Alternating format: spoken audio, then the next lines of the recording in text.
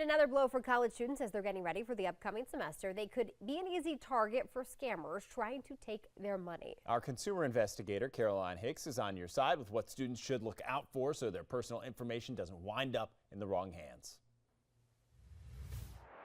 According to the BBB, some students are getting emails claiming to be from their school's financial department.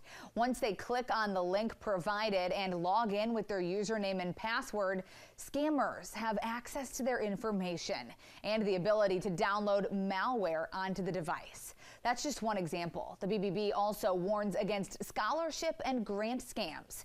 Students should be wary of phone calls from companies guaranteeing they can reduce loan payments or offer a grant. They should research that company and contact the school's financial aid office directly for advice.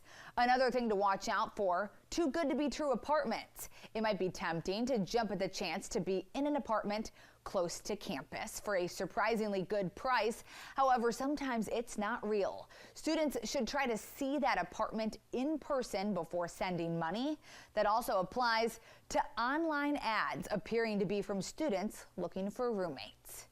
Students looking for last-minute items for the dorm are turning to online shopping more and more. It's convenient, but online marketplaces are also a breeding ground for scams. The BBB suggests students pay attention to who a seller is and check the reviews. Also, pay close attention to product descriptions, understand the refund and return policies, and be cautious of payment methods. Red flags could be paying on an external web page, performing a bank transfer, or wiring money. Using a credit card will give you extra protection.